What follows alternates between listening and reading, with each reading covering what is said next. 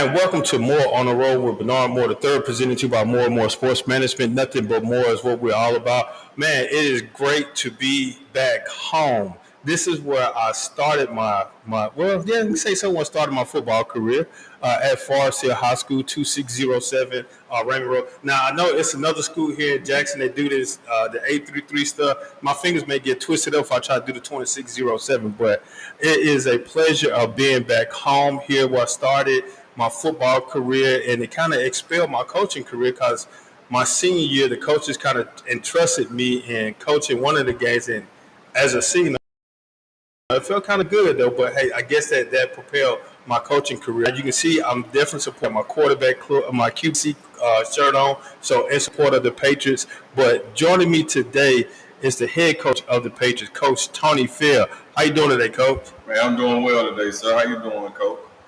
Just enjoying another beautiful day in Hines County. Glad to be back home where it all started. You know, when I heard that the position was open, and heard that you were selected, I was ecstatic because I remember working with you when we was at not Wingfield. Lanier. That's a bad name. We was at Lanier. We was at Lanier, Yeah. and also being a classmate when we were students undergrad at Jackson State University. So I was excited about that, and so I know that the program is in good hand. Followed behind Coach Jones. No, he started the foundation, but now you just carried it on. So how does it feel to be at Forest Hill? This is my second time back at Forest Hill. So, I'm a member of the community. I don't live far from here. And my son goes to school here, man. So really it was a perfect situation for me to come back. I had just left one of the other inner city schools. So it was just a great opportunity that presented itself. Like I said, I'm a native of the community. And I've been here before. I've seen us win. So I know what the school can be. It's one of the most beautiful campus, in JPS. We got a lot of stuff at our fingertips here. So, man, I was just glad to take on this opportunity. Now, I know you stated that you have a lot of inventory here at Forest Hill. Yeah. Now, they're making updates around the facilities with the fields, and Forest Hill has a field in their own backyard. Right. Now, I know they had to name it South Jackson, but I told Mr. Johnson and Coach Johnson and Coach Jones that don't be upset now if you come here and the sign may say Forest Hill, Stadium of Forest Hill. So now, if you see that, don't be disappointed. It's gonna be nice looking. Yeah, It ain't gonna be no unpleasant sight. So it's gonna be nice looking. Yeah, that's right. Now, that's one of the great things we do have here. We one of the schools that are fortunate enough in the city of Jackson to have a turf field right out front where we can practice if the weather is bad and things like that. So some of the other schools there don't have a stadium on their campus and things like that. But here at the University of South Jackson, man, we got one right out front. It does have JPS on the field, but if you look up there on our press box, it does have Forest Hill Patriots up there on their press box. So this is Patriot Stadium, and we call this such on Friday night. Now, with the University of South Jackson, now being one of a former student athlete here, being a former teacher here, as well as in the district. Now, I know when people say University of South Jackson, I know Mr. Hampton tagged it as that, and it fits well. Yeah. How do you feel about that when you came over and you heard of the University of South Jackson? Well, when I first initially heard it, it was kind of weird. I'm not gonna lie to you now. It was kind of weird when I first heard it. Again, my son goes to school here, or went to school here, graduated this year. So I was hearing this while my son was going to school here in 19th grade. And, when I was here, it wasn't the University of South Jackson, Forest Hill, and we were transitioning to the Patriots and things like that at that time, the first time. So to hear it be called the University of South Jackson was really weird, but now it's kind of grown on me. Some of my shirts and stuff here for the kids got University of South Jackson on it. So even on the shirt that you got on, you got USJ on the sleeve, so that's our tagline right now, and that's kind of what we roll with. Now, with that, how do you think the other schools feel? Now, I know you being in marketing, you have to have a tag to draw attention to it. And I was like, man, Mr. Hampton, don't make some noise over there. I like that. Being a former student here. but you hear your other schools talk about that. And why is he doing that? But it's something bringing excitement to the school. Like I said, I did not notice that the USJ on the side. I didn't pay any attention to, but I just like the colors and the blue, so I didn't pay any attention to that. So how are the students receiving that as well? Because here, they don't know anything else right now. All they know is University of South Jackson. They don't know some of the old mantras and things like that. They don't know anything about Forest Hill Rebels or anything like that. All they know is what they know. And I think they take well to the idea of being the University of South Jackson. And we try our best to make sure that our students, both athletes and non-athletes, we try to make sure that they understand that we are in one of the best situations in JPS, and we try to treat it as such and make sure our kids understand that they got a beautiful campus, a beautiful facility, a beautiful school, the environment as well, got great teacher staff, and things like that. And we try to treat that whole idea of the University of South Jackson. We try to just mold all that together and make it really more than just a thought. Now, Forest Hill has been known as a school that has produced great student athletes. Now, I can attest to that. When I was here, we were in the top 25. We went to the playoff on a consistent basis. 2-3 years in a row.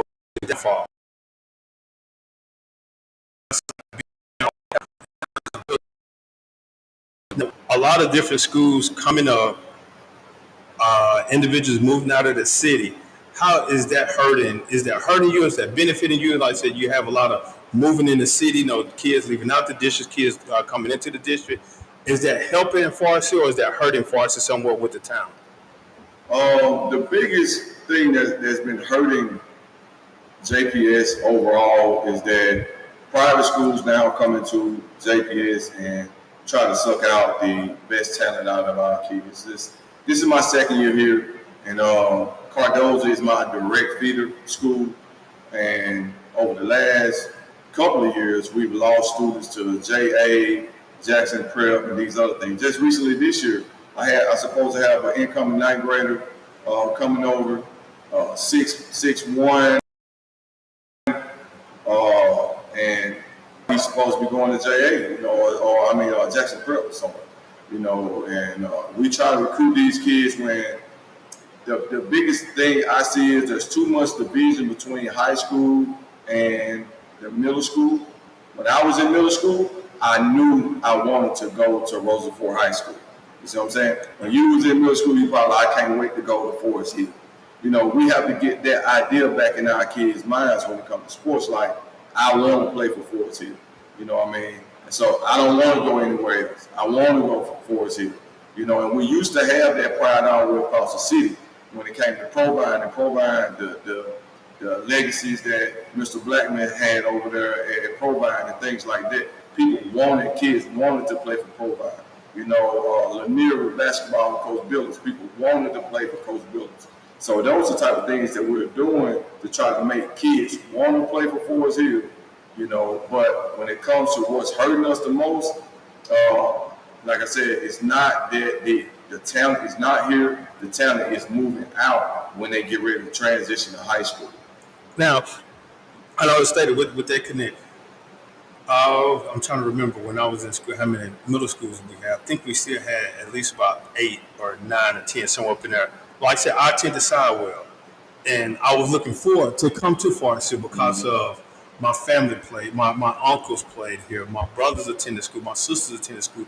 I attended a lot of the games, and so that brought excitement, saying, hey, I want to come. Then the field is in the backyard. Right. And so I felt that excitement, said, man, I'm ready to come here. And looking at the stands and see, it's not a big stadium, but it's a big enough stadium where you look like you got a nice crowd, people stand up alongside the fence or along the walkway. Right. So that brought us, I said, man, I'm really looking forward to that. Now, when I was playing on the field, I know the coaches always told me, don't look back in the stands. So I really never got an opportunity to really see how many people was here because I was focused on the game. That's right. What is translating from that now? Because like you said, correct, we have a lot of talent here in Jackson, but it's being dispersed outside of Jackson, going to either the private sectors or going outside of Jackson attending Right. school?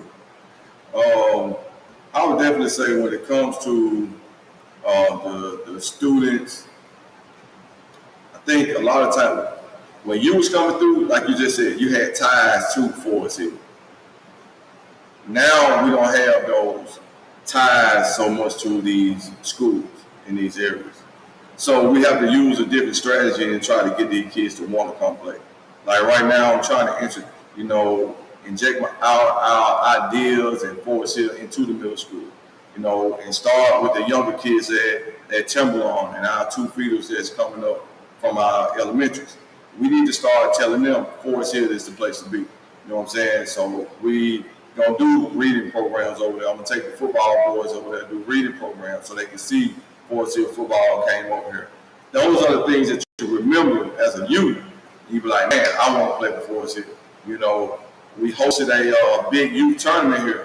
The kids get an opportunity to see I invited in a lot of the young talent that was from our area. I invited them inside the locker room, let them look around, let them look at our helmets, let them look at the jerseys. We got several different jerseys. The kids are into the flashy stuff, so we got to make it attractive to them. So that's the biggest thing for us right now is me building a program where we are visible enough from the elementary all the way through the middle school where we building up this idea that Forest Hill football is where you want to be. Now, you made a statement about being attracted to materialistic things. For the past few, I would say at least anywhere between 5 to 10 years, JPS has been making improvement to a lot of the facilities, especially the buildings, the athletic facilities. They're making a lot of improvements. And playing within just in the proximity of the metro area of Jackson, you have your Clinton, you have your Madison Central, you have your Brandon and Pearl and Glustack now. You have those schools. They have updated facilities.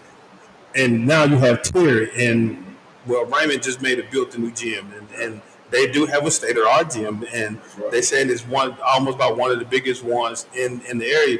Besides, I would say our Coliseum is the next. How do you think that is playing a toll into the student athletes or the parents or families saying, hey, I want to go to this facility because I want to go to this school because the facility is upkept and it's nice? I would definitely say that plays a big part in these kids and the parents. Again, they are attracted to the materialistic things. You come in here, we got 5, 6 racks in here. We can't get with a 6A program. We can't get 50, 60 kids in here. But you go to Madison Central, you go to Germantown, all these places got huge weight rooms. They got a big area for the kids, the lounge areas and TVs and stuff like that. Those are some of the things that we're trying to do with the limited resources that we do have. I'm creating a lounge space in the back for the boys. I'm gonna put some TVs back there. Those type of things that we're going to do. We're trying to make sure that we got several different outfits to wear. They never wear the same clothes every day. I introduce them to putting their stuff on the loops. They never have to take stuff home, and wash it. I wash it here, we put it in their locker, things like that. Those small things that I saw the programs are doing, we're trying to implement here so that you can sell the kids. So, hey, listen, every time you see Forest Hill, they got on something new. Or they got on, man, that's nice what they get. They get new uniforms or new warm-ups and things like that every year. Of course, when it comes to the building and structures and things like that, unfortunately, JPS is not in a situation where we can build all these big, nice weight rooms and things like that. But we as coaches, we got to do our best to make sure that we're offering just as good of items or other things outside of that to attract those athletes over here. Now, what you're stating about the resources. Now, we can go through a list of history of individuals that have played here, that have come through JPS, that have bled, as they say, all the grind, the hustle and grind of them going through the program. What is something that we can do as former alumni, former athletes here to help build that, to help provide the resources that the coaches need? a lot of times, it's as simple as making a connection with the head coaches that are at the current schools. Talking with them, people like yourself. When I got here, you reached out immediately. I got a lot of friends that support me. A lot of people who went to school here, some who don't. And I think the biggest thing is just doing what you're able to do. We try not to get in a situation where we look like we're begging for a whole lot because we want the alumni, former players, and things like that to give back. This past year I charged all of my seniors that when they finish finish college or finish their education and for their career path, I charged them with putting $250 back into the program once they finish. All of my seniors have 15 seniors. All of them agreed to do that. All of them. Once they finish either college or they go into their career path, whatever, this truck driver, whatever, all of them said, Coach, when I finish and I start making a little money, I'm going to make sure within a year I put at least $250 back into the program. So we start making commitments like to really buy into our program, who came through the program, who care about what me and my staff tried to do here. Even if I'm gone, you still got the same type of connection to the program and say, I still want to support the program. We can't never let, sometimes I think as we get older, we start to let our feelings start to play a part and say, I'm not going to support this because I don't really agree with it. But you got to always remember we're doing this for the kids. Now, with that, Coach, I know some individuals feel a certain way because of they think money can control everything. Right. If I give some money, I'm gonna have a say so of what happens, right, or what take place, or this right, kid needs to play, or this thing needs to play. So, have you ever been approached that way, as well as that someone can't say, "Hey, here's X amount of dollars," but then no, you receive it with thanks. No, hey, I'm a former student here. No, here's X amount of dollars. This is what I like to see happen. But then down the line, they come and say, "Hey, coach, you need to do this. You need to do that." Have you ever received any type of approach that way, or anyone have come at you that way? No, I haven't had that to happen yet, and I've been coaching for a very long time, man. And like I said, it's 18 season for me, and I haven't had that situation ever happen. And matter of fact, I haven't had a donor here to the point where they're giving that large amount of money. You know what I mean? To the point where they try to make.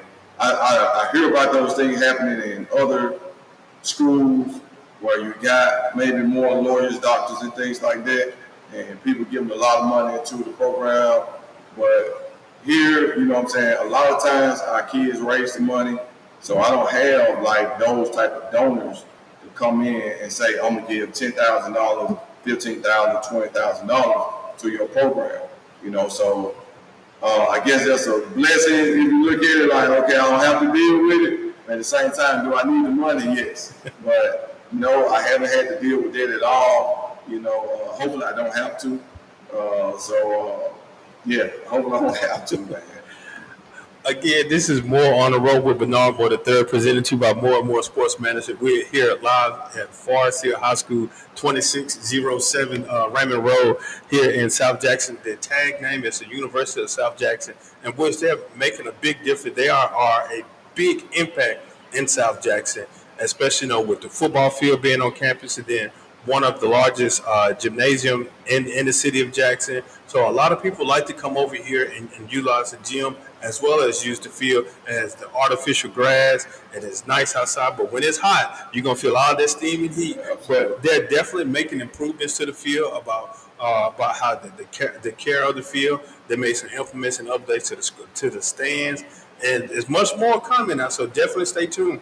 So you definitely want to see your tax dollars being benefit for the community and helping out your scholar athletes. Like I said, it's not just for the athletes; it's also for the community, because I know over at Hughesfield that they have a health fair where they allow the community to walk around the track to stay healthy, and a lot of insurance. I think some insurance companies or insurance carriers that utilize the track to have health fair. So your money is being well spent. And so we just ask that the community definitely come in and care for it and take care of it, while they're utilizing it. Now, Coach, now we finna talk, since we kind of detour towards the community now, there's a lot within the city of Jackson lately. And we can say that it's dealing with a lot of juveniles and our youth. Is it extracurricular activity? Right. Yeah. So start getting young men, young ladies involved in as much activity as we possibly can. We've heard the saying, idle mind is the devil's playground. Attracted to so much negativity, and if they're positive around them or other students around them who are positive and trying to go in the right way, then they're going to easily fall into that trap of doing something that's against the law or that's going to get them in trouble or something like that. So our numbers in sports are down all across the city. Whether it's football, basketball, the two main sports, baseball, and all of our schools is down tremendously. The soccer programs and things like that. So all of our programs need more students in it. And when you look at it, if your students are in sports, you know where they are. They're with a responsible adult. They're being well taken care of. They're with somebody that you know, like, and trust, and got their best interests at heart. If they're with us, then they're not in the streets. If they're with us, they're not getting in trouble. They may get in trouble with us. You know what I'm saying? They may have to backpedal a little bit, might have to run a little bit, but they're not out creating any problems in the community, things like that.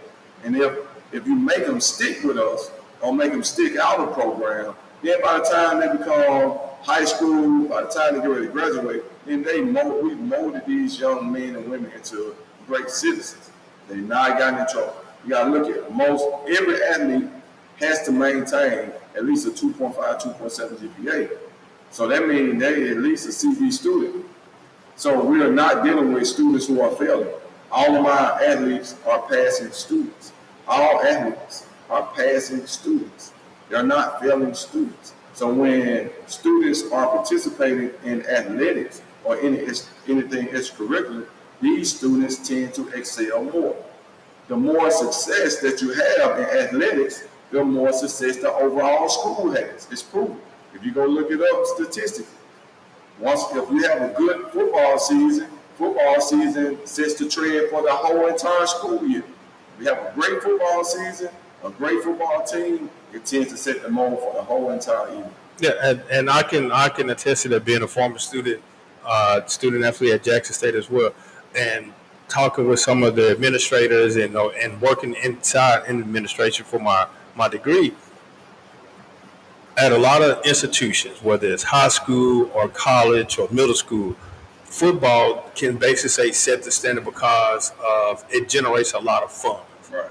And if, like you say, the football program is successful, the athletic program is successful at the entire institution or school, because it provides other sports for different resources. Now, like the non-revenue sports, such as your volleyball, your softball, or sometimes your soccer, or things along that line.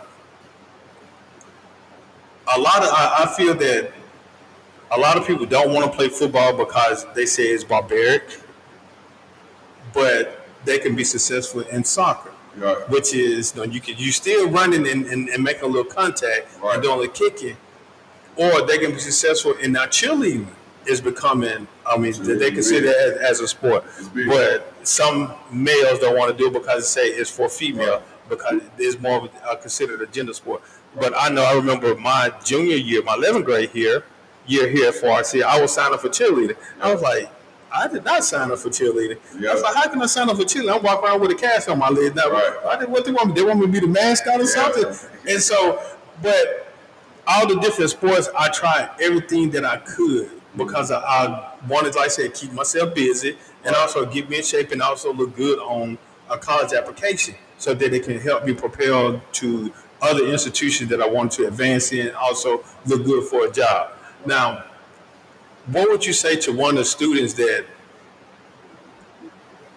based off of appearance, they look athletic, but they don't play in the sports? They say, I don't know anything about sports. I'm just a student, and this is what I'm gonna do. What would you say to one of the students? You like being a coach. You saying, man, this person like they can do X, Y, Z. What would you tell them? Try to encourage them to play sports. Most of the time, I'm gonna be honest. Every boy at this school can tell you how to ask them to play football. It's not, to me. I can see a kid who looks the part and looks he's long or he's tall or he's muscular or whatever. I tell them, give it a try. You never know until you try. And the thing that these kids need to understand, even if I tell the kid, man, if you're not on the football team, go join the band. If you're not in the band, go join soccer. Go join the baseball team. All these coaches, I got a relationship with all these coaches, so I want their program to grow too. And what parents and students here need to understand is that we have so many sports here. We got archery, we got golf, we got EA sports right here, and we got a big EA room right there in the brand new JRTC building. We got swimming offered by JPS. We got basketball, football, soccer, track, girls and boys. We got volleyball. When you start looking, we got all these other clubs, chess club, debate club, and all these other things. All these things are extracurricular activities that will allow any student on this campus to find something to do. I don't care if it's a newspaper club. We got, I think this year they're going to start doing some social media stuff. Some recording, some highlight stuff, the stuff you see online. So it's something for every student to do, whether or not that student is athlete, non-athletic, very, very smart, very inquisitive, very want to play games all day. There's something for this student to do in order for them to just not go home and just sit on the couch and not do anything. So it's something on campus for these students to do. Now, I know esport is definitely becoming a big thing now. Mm-hmm. Now, if you were in high school, now if they would have had that for when we was in school, but we was playing Madden and Game Breaker and college football all day. Now we would have it would have been some battles. Been some battles, man. Now, because I know we took it to the dormitory rooms when we got to Jack State, and that was the one thing. After practice, we finna go play Madden or college football. That's right. Now, with like I said, stated, there is something for everyone to do, though, with the increase of usage of technology. Technology is basically almost taking over everything. You have technology in the classroom with different learning strategies. You have your books now are becoming online, so you can get rid of the paperback books, and sometimes the kids or the student may leave the book at home, but hey, you're not going to forget that tablet or that phone, so you still have everything accessible to you right there.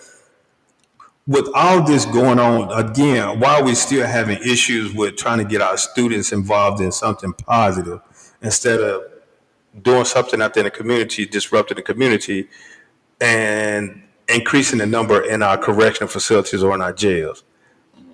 All right, I think that all stems from the biggest area where we have most of our problems is from 7th to 8th grade. Once we get to that middle school area, that's when our students tend to start to have those problems, and they carry on from there. It's a parental issue for the most part, from my opinion, because our parents, you gotta look at it. A lot of our students are coming from single parent homes. Parents are trying to make sure that the student or child have all the necessary things they need, and like we said, this is extra stuff. So a parent may not have time to drop the kid off or pick him up or do all this extra stuff. And if this kid is not already motivated to do these things, then that's where we start to have these drop-offs, and this is when we start to have kids who tend to be attracted to some of the things that their friends are doing in the streets. Now, I think community organizations are trying to combat that as much as we can, but we have to catch these students at a lot younger age. Trying to get them to high school to start to do something new and different, that's going to be very hard, to try to make them or ask them to do something new that they've never done, because they kind of set in their ways. But we talking about 5th, 6th, 7th grade, where we can really mold these young men and women into kind of what we want to do. I think we need to push more activities on. We don't have field day in middle school and elementary anymore. You got to think about it, man. We had track meets, and we in elementary. You got the little ribbon. I don't know if you remember that, but we did. May Day was a big thing in school for us because we did all the events. You know what I mean? It was track, it was football, it was a bunch of different stuff, going on that they introduce you to, but these kids don't have the opportunity to do a lot of stuff. We don't have PE in elementary. That's an issue. You know what I'm saying? So these kids are not, the kids who play sports in elementary, parents are in tune with them trying to get them to play football and things like that. But the ones who are not, because there's no PE, they're never introduced to sports. They're never introduced to these other activities that they could possibly be good at or learn, because they don't have elementary. They don't have some of the things that we did in elementary. They don't have those things. Now, I'm glad to say that. Now, there are some Pee Wee football leagues that a lot of parents are attracted to. The AAU basketball, I think they don't go to elementary age, which I think they should to like I say, go ahead and introduce it to them. But you look at, I would say, basketball and football are the main two sports that, as parents, we try to introduce our youth to at an early age, especially within the urban community. Right. Compared to soccer, baseball, and track and field, because track and field can help you in any of those different sports. What is something that the city? I know that the city, even though I was born and raised here in Jackson, I know we had the summer league basketball and the summer league baseball. They kind of died away. I know, talking with the former athletic director Clint Johnson and former retired baseball coach Bob Brady, and what they're doing over at Smith Wheels with the Hank Aaron Academy and the Legacy Field, and what they're trying to do with the different city parks here. What is something that we can definitely try to help support and push to introduce our youth back to baseball, back to soccer? Like I said, not taking away football and basketball, but to definitely to those other sports, to help them to not say, hey, that this is what you're going to do, because they just had the NBA draft yesterday and the day before. Only 50, I think, 60-some players were drafted out of a bunch of players. So we're focusing more on basketball.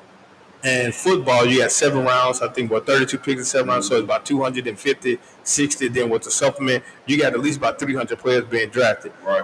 You got 300 players just within the state of Mississippi between the different institutions. Absolutely. What is something that we can do as a community, as well as with our background in health, physical education, recreation, what we can do to help introduce and encourage our youth at an early age to kind of turn back to those different sports to help them further their career in anything? I think pricing is a big issue. Again, I'm a father of 3 young men. I'm fortunate enough to be able to afford for my kids to play any sport that we want them to play or they want to play. But I think a lot of times pricing be an issue. I can speak on baseball. My kids are baseball players. I don't have a football player. I'm a football coach for 18 years. My kids played. My kids played baseball from 3. Jalen played all the way up until he just graduated high school. He was baseball band. My son, who coming up now, is baseball band. My baby is football only. That's all he played. So maybe he gonna be my football player. But to say the least, the reason that my older 2 are more baseball was because of Forest Hill Park. Again, I'm a native of the community. Forest Hill Park no longer exists. I saw Forest Hill Park go from prime Forest Hill Park, where the park is booming, where it's packed out there, where it's white, black, Mexican, everybody's out there playing baseball and stuff like that together. Softball booming out there. And then I saw the park go down like a roller coaster, man. And it's never came back up. Right now, we don't have a baseball park in our area that's convenient for students in this area to do. I was the sports director at the YMCA when I was in college. Had a big baseball program at the YMCA on Flowers Drive. Had a big swimming program. Right now, we don't have a swimming pool that's adequate enough. I taught swimming lessons for years at that pool. So those are the things that we're missing, especially in the South Jackson area. We don't have a pool. We don't have adequate parks. I think the cost is too high.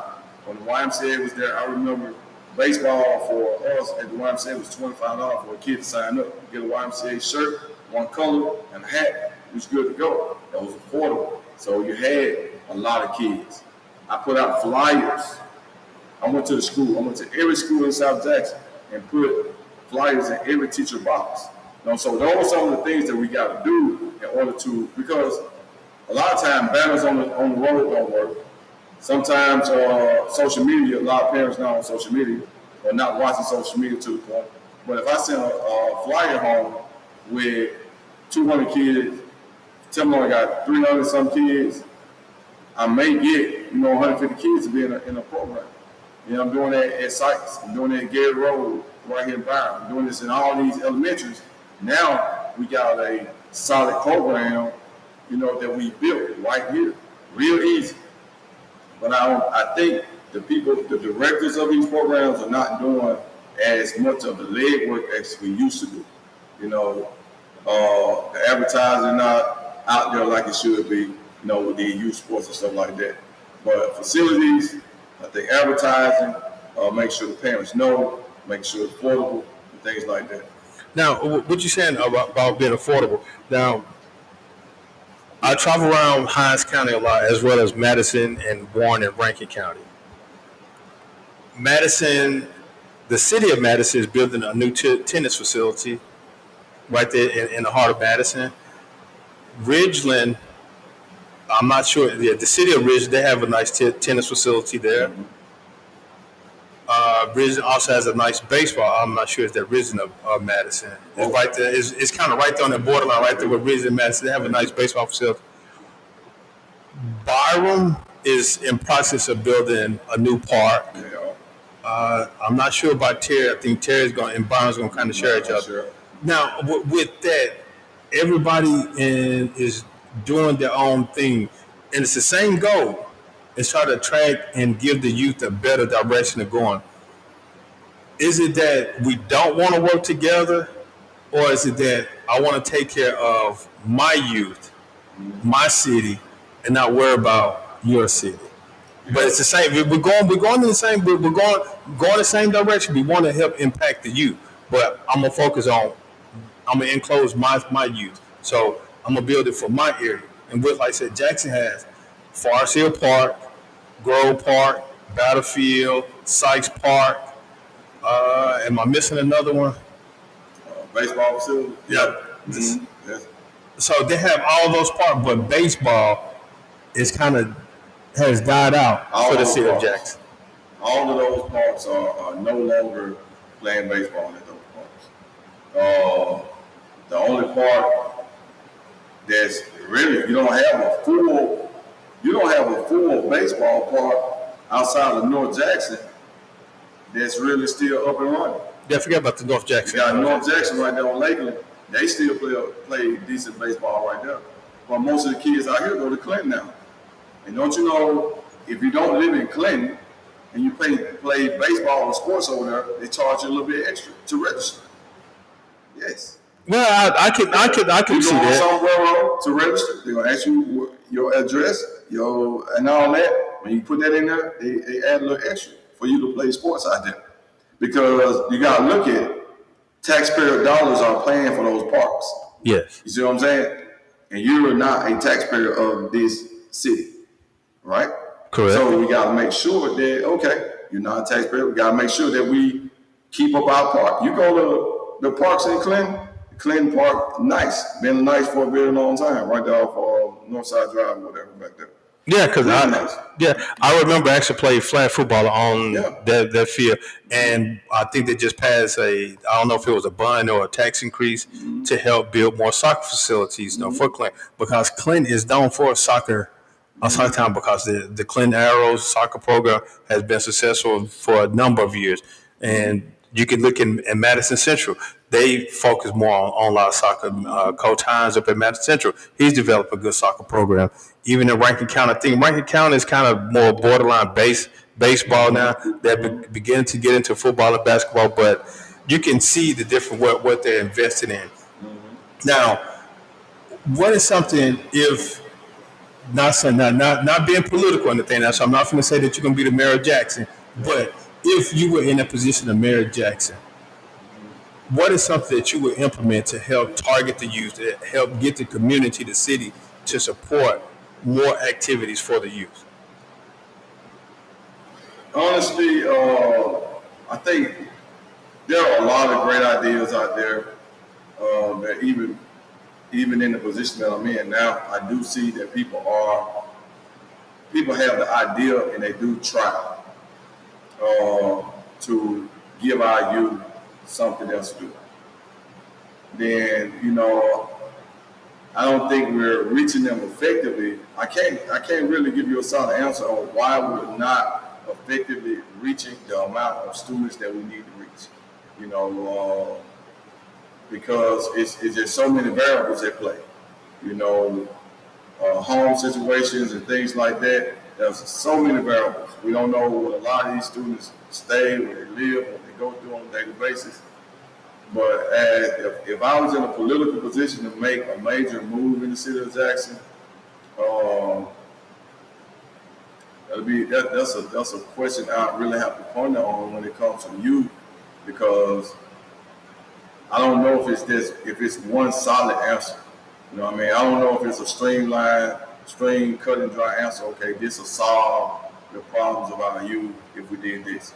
If I could do one thing for South Jackson, I would definitely build a large community center that had a park right there, kind of just a multi-use facility that's nice and big, multi-basketball courts, baseball right here, just a nice complex that's will be family oriented and things like that.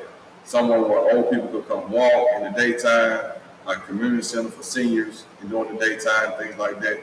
For South Jackson, I think we really do need that type of hub right here in our area. We don't have that. We don't have the closest, like I said, the closest park to us was Sykes Park, and with the little walking trail over there, Sykes on the one. Yeah. But we're talking about something that's new, upgraded, look like everybody else does. You know what I'm saying? Tennis courts, outdoor basketball. We don't play outdoor basketball anymore. Yeah. Think about it. There's not an outdoor basketball goal in the city of Jackson. Yeah, because you can look and see most of somebody grabbing and hanging on it and trying to tear it down, graffiti. Right. So you got to get security. You got to have somebody out there to monitor the stuff. There was a time when I first got to Jackson. Battlefield Park had security out there. Battlefield Park had security on the front and the back. I worked Battlefield Park pool when I was in college. I managed that pool there. Security rolled through that park, sat up there at the pavilion, rolled back through the park, made sure you came, walked to the pool. They had security up there all the time to make sure. That field on the far side, you had the Hispanic community over there, and they had big soccer games over there. Yeah, that's it. It was packed over on that side. My brother went to Jim Hill. They played baseball right there at Battlefield. Forest Hill used to play baseball games at Forest Hill Park, but you can't even practice out there now because it's so bad. So we got to make sure that we're doing things to keep up with stuff that we got. That was one of the things when I got here. When I got to Forest Hill, I said one thing for sure, that I'm gonna make it better than when I received it, right? I try my best to make sure I keep the facility clean, buy new stuff. So God forbid if something happened to me, God forbid, hopefully Mr. Hampton continue to like me as his head coach and say, all right, coach, I'm gonna keep you another year or whatever. But I try to make sure that if somebody else had to come in and step in, they need to say, all right, they can pick up where I left off and this thing can keep rolling. Yeah. You know what I'm saying? So we got to take care of the stuff that we have. I got a nice practice field back there. I just had all the bushes and stuff cut down around the field out there. I got a track around there. I love for it to be have a rubber surface on it at some point. You think Coach Phil hadn't tried? I'm emailing people, hey man, would you like to donate or something like that? You know what I mean? So I'm constantly doing stuff like that to try to make here better. Yeah. You know what I mean? So that's what we got to continue to do. Yeah. Man, this is definitely a lot of information. Again, this is more on the road with Bernard Moore III, presented to you by More and More Sports Management. We're here at Forest Hill High School, home of the Patriots, the only school in Jackson with a football field, and we could do a baseball field, but that's a whole other This thing. should be a baseball field right there. Yeah, that's it. We can't do it, but we'll work on that. But I definitely want to give a shout out to some individuals that definitely help support the show. Sports Live join us every Wednesday at Full Moon Barbecue in Madison, Mississippi, 1935 Main Street in Madison. I said, I definitely want to give them a shout out, Full Moon Barbecue. Again, if you definitely want to cater for your company, 10 or more, give them a call. Give E. Sampson a call at 601-466-7713 and order some banana pudding so that they can make me some banana pudding. They don't make it every day. They only make it when they have a cater. So if you call and get a cater at Full Moon Barbecue, 1935 Main Street, make sure you order some banana pudding so she can so they can make me some. I add a couple of dollars to your bill. Again, 601-466-7713. And if you say you heard it on More on the Raw, I think Eve may give you a discount or she may charge you a few extra cents so they can pay for my extra banana pudding. And also, July the 12th at Hillcrest Christian School, get set for the Coaching Cancer Benefit Basketball Game. Cancer hurts the body, domestic violence hurts the family. Join us and fight the hurt. Again, this game, the proceeds from this game will benefit Butterflies by Grace, Designed by Faith, and and a breast cancer organization. I still haven't concreted down yet, but they will get a donation from the proceeds from this game. And definitely join us at the annual Old School Hoop Fest. I think it's the eighth or ninth year for the annual Old School Hoop Fest. That will take place at Lanier High School, July the 27th. So I'm calling on my former Bailey Knights, Forest Hill Patriots, and Rebels. Alumni, I need y'all to come out and show out because I've been kind of missing the point. Now I've been having to kind of carry the load for myself now. My Bulldogs, the Rams, the Chargers, the Tigers, the Mustangs, and the Falcons. Oh my! Definitely come on down and join us at Lanier High School. There's no admission, no admission fee to enter the game, but we are seeking donations. Again, proceeds from this game will go to JPS Athletics so that they continue to provide resources for our scholar athletes that are coming up. And also, our annual Holy Patrol Hoops game will take place August the 4th at Hillcrest Christian School. Now, I'm going to mention it later because I have to stream a game and I'm going to talk to you about the Holy Patrol Hoops game because the team that I'm working with, they're going to participate in it. It's a professional basketball team, so you will hear that later today in reference to. So definitely come on out August the 4th for Hillcrest Christian School for the Holy Patrol Hoops. Again, the proceeds from this game will go benefit Operation Shoestring. So they're doing some things in the community. Again, I was ignorant about what Operation Shoestring does. I thought it was just a food pantry, but they do much more. And so this is my way of giving to them so that they can make a greater impact in the community. So definitely come on out and join us August the 4th at Hillcrest Christian School. Again, we're talking with Coach Phil, head coach over here at the Forest Hill Patriots, known as the University of South Jackson. Now, I know that Coach, they made some updates with the facility from your tax dollars, and I think the bond issue, I think it helped pay for some of this as well. But definitely come on out and support these young men. I know as I personally know Coach Phil. I said we were in class, undergrad class together. And we worked together at Lanier, so we got a good relationship. I said when he got the job, when the job came open. I was kind of questioning, who's going to get the job and stuff. And then when I heard that he got it, first thing I did, contact Coach, anything that we can help, definitely, because, hey, I'm an alumni. And I know a lot of the former players who definitely would like to come back and give back. Now, Coach, I'm not trying to throw you on the spot, but I am trying to throw you on the spot right now. So if a bunch of alumni, former players come back, are we welcome back? Because, some coaches, they don't want some of the former players come back because they don't know what type of relationship they have with them. Are we welcome to come back, Coach? Listen, I welcome all former athletes and things like that to come back, man. Come watch us practice if you want to. Come be a part of these young men's life. I'm not selfish like that when it comes to trying to make a difference in these kids' life and stuff like that. I'm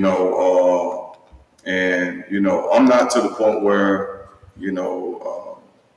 is a closed door or anything like that. Actually, I have students come up here that I didn't coach and I didn't know. They come up here every day while we in practice. They come work out. They know my rules.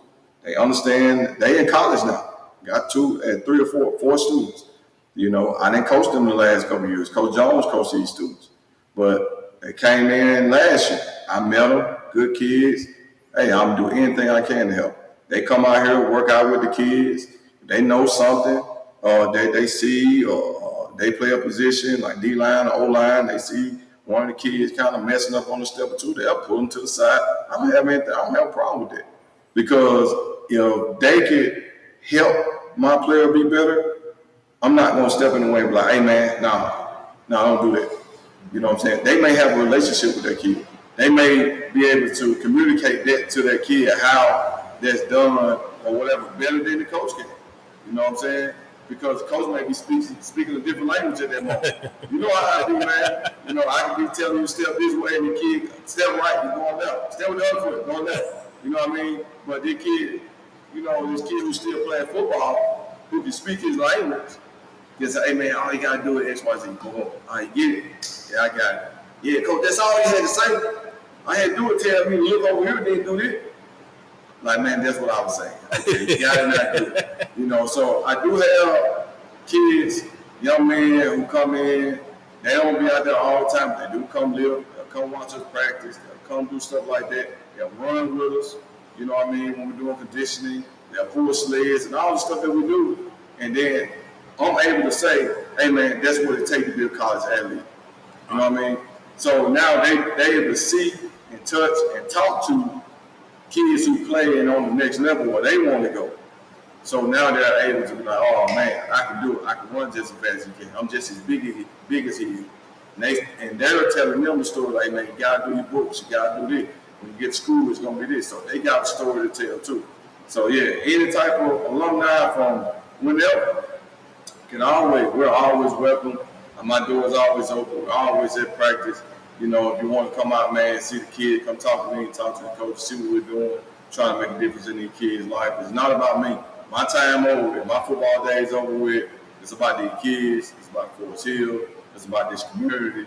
I'm trying to do something that ain't been done, and maybe another Bernard Moore may be the guy who helped us do it. You know what I mean? Whether it's with financial something or point me in the right direction or introduce me to a new person. No. All right, Coach. Well, I'm going to ask this, Coach. Wish list. I know we all have a wish list. What are the top 5 things that you are in need of that can help you, support you in what you're trying to do in the community, especially with these young men and women here at Forest Hill? All right. The top 5 things right now that's on our list, the most, we're looking at purchasing some additional racks for the weight room. I just priced 3 of them. I needed a new sled. Coach Feld and the kids got out there. We hustled out, but we bought a brand new $5,000 sled, $6,000 sled. So we was able to get that done. We're actually in need of another set of jerseys at some point. And that helped me the most is like cleats. It's small stuff. Cleats. If you can make small donations I try to have Roman noodles and some knickknacks and graham crackers and all that stuff for the kid before practice and after practice. Those are the things that are going to make the biggest impact for us. Like some tangible, like big and tangible, not really. We got pretty much everything that we need. There's a couple of more little stuff in the weight room that we've been looking at purchasing. But as far as when it comes to football, we got brand new helmets. I ain't gonna tell you, I can't say what kind, but we got brand new helmets in there. I got 35 brand new helmets. We had to raise money to do that too. You know what I'm saying? But it's working out. You know what I'm saying? It's working out. The kids want these helmets, I buy helmets. Kids want it, I get it. Because if I tell them, we get out here and hustle for this stuff, you say you want it, well, I got an expectation too on Friday night. I got expectation too Monday through Thursday.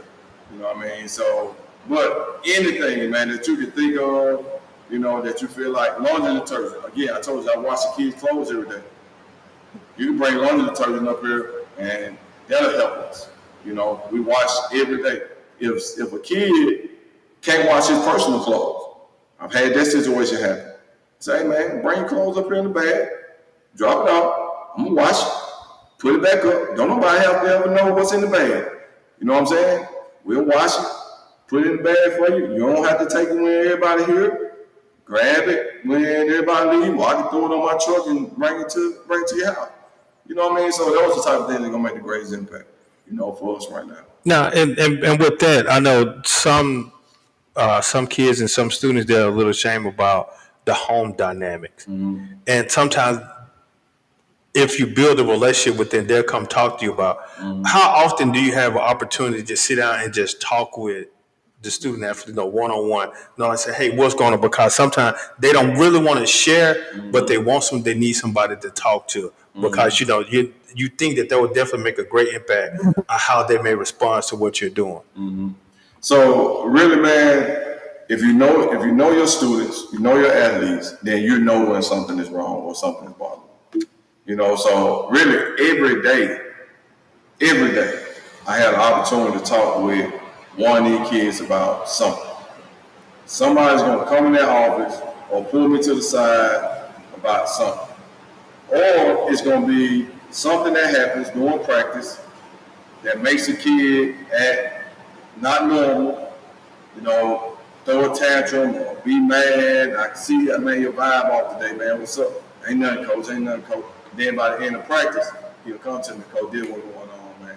Didn't do this last night. Something happened last night, or something happened the day before, or something like that. So every day, and that's not just saying that every day, when you're dealing with 50, 60 kids, something is happening every day with these kids. So those type of conversations happen daily.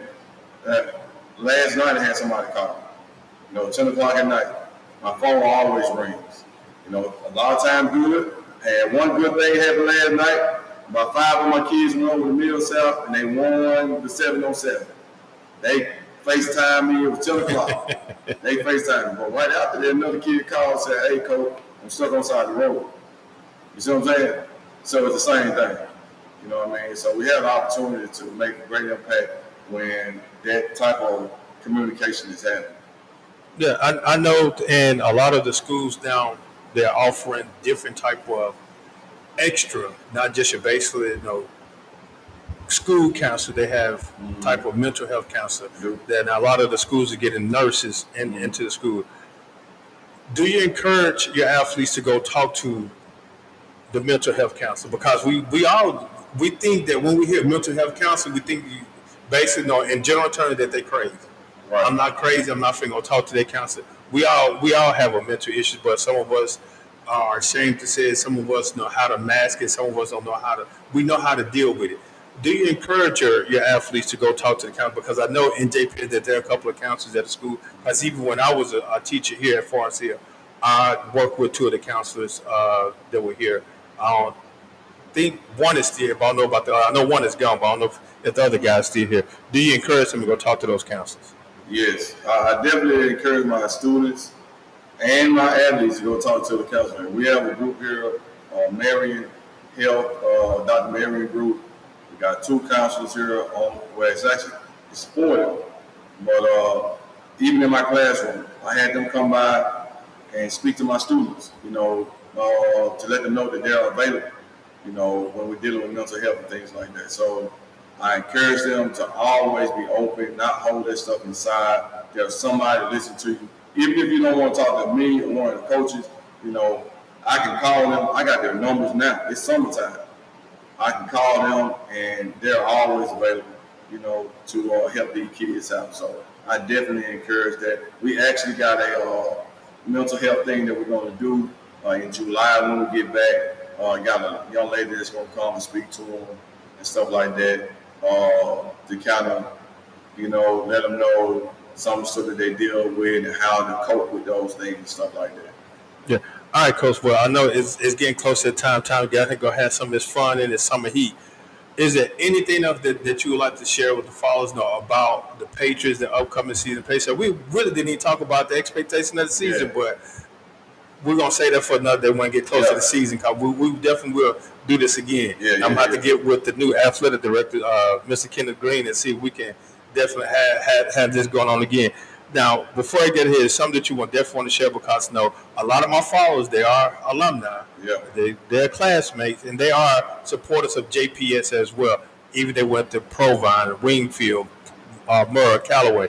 What is something that you would definitely want to encourage the alumni of JPS as well as the resident of the city of Jackson about what to look for with Farsi, as well as what are you are doing to impact the youth, the players that you're working with, as well as the students? What type of impact that you're looking for help them to make it in the city of Jackson? All right. When it comes to overall JPS and athletic and sports like that, man, the only time we're against each other and all of the football coaches, I think we all have a great relationship. The only time that we are against each other when we see each other on Friday night. Outside of that, I can speak for myself mostly. I root for JPS to beat anybody outside of this city. That's my thing. Whether it's basketball, football, baseball, it doesn't matter because I'm all in when it comes to JPS. Now if I see you on Friday night, of course I want to beat that butt. I want to get to you. But outside of that, we have to all be JPS. You know what I mean? We got to make sure that we're taking care of our students in the city, make sure we support our schools to the best of our ability, and things like that. And I just want to encourage everybody to just get involved, man. We got a thing here, we say come see, SEE, come support, encourage, and engage. That's what we want you to do. We want you to support these kids, encourage them to get engaged in everything that we do. Whether it's not being a part of the quarterback club, whether they're just buying into the quarterback club with the little donation fee thing. You get a shirt like that and you good. You know what I mean? You never have to come and sit in the concession stand or nothing, but you're a proud supporter. You want to become a sponsor, whether it's for me or for Callaway or anybody. Go to coach. Let them know, hey man, I'm here for you. What can I do? You know what I mean? So those are the type of things that we need mostly from our community, from our alumni, to just be supportive, not down talk the program, support the program. If you got something critical or constructive to say, I'm quite sure all of those coaches wouldn't mind sitting down with anybody. Well, I don't have a problem sitting down with anybody talking about football and track. I don't have a problem sitting down talking about it. We can talk about that anytime. But when the conversation gets too long and you got a bunch of opinions about X and O, now X and O's, that's something else. We don't want to talk about X and O. When we start talking about part of that program, building culture, being supportive, things like that, we can sit down and talk about that. You know what I mean? Because now you're showing that you want to be a proud supporter of my program. But outside of that, I think we're going to continue. Our mantra here is keep climbing. We're going to keep doing that. Again, we'll talk about, expectations for the upcoming season, on our next show. But we got a great season. We're looking forward to it. I'm excited about the next. We got about 8-7 weeks before our first game. So I'm excited. 7-8 weeks. I'm excited about what's to come, what the future holds for us here, football and things like that, man. And I look forward to being here for a long time. Like I said, I'm trying to do something that ain't never been done. And some people say if your dream ain't big enough, you're not dreaming big at all. So, my dream is real big. And I'm going to say it out of my mouth. And my dream is to win the state championship for JPS. Not just for us here. It's never been done in JPS in football. Provine went to the state championship 1999 against Madison Central. That's the closest we've ever gotten. Now, the Provine win 94. I think Provine won 94 because they played against Warren Central. I remember because Brian Darden Rand had an exciting time against them. So Provine has been the closest to getting one for the city. We've done it a bunch of times in basketball. I think it's never been done in baseball. But for football, I think we deserve it. Now, what it's going to take for us to get there, that's a whole nother element. We're trying to build a relationship between the middle school. That's the biggest thing. Most schools are directly connected to the middle school. JPS, we're not directly connected to the middle school. So I don't know who I'm gonna get coming out of middle school. Some of my kids go to Provine, some of them go to Jim Hill. I might get 5 from over here from Cardozo. I might get 5 from people. I might get 5 coming in from Real Amazing Prep. But when you go to Ridgeland, these other places, you leave Madison Middle, you're going where you're supposed to go. If it's 30 of them kids, they go directly over there. They run the same plays, the same everything. Yeah. So you got to look at that's what we're trying to do now. I'm trying to build a relationship with our new middle school coach at Cardozo. Hopefully he can implement some of the stuff that we're trying to do over here. We're not trying to take over a program or anything like that because it's not the system that we're in. But if he can support us in any way as far as some of the small things that we do, we think we'll be pushing our kids ahead once they get here. So that's the biggest thing for us. Well, Coach, I really appreciate your time here. Joining us this day. I said I know I'm gonna have to get with Mr. Green, so we can definitely put that on all 6 coaches down to come join us here on More on the Road. But I know it's definitely time for us to get out of here. But I really do appreciate you guys tuning in. If you would like to be a part of the show, you know how to reach me via my social media sites. Log on to the website. Tag us. It's out there to reach us. My website, all that good stuff. So definitely join and tune in. And businesses, if you'd like for us to come join you as well, I definitely like to come join you. But we're up out of here now. It's time to go enjoy some of this good summer heat. See y'all when I see y'all. 1 + 1 = deuces.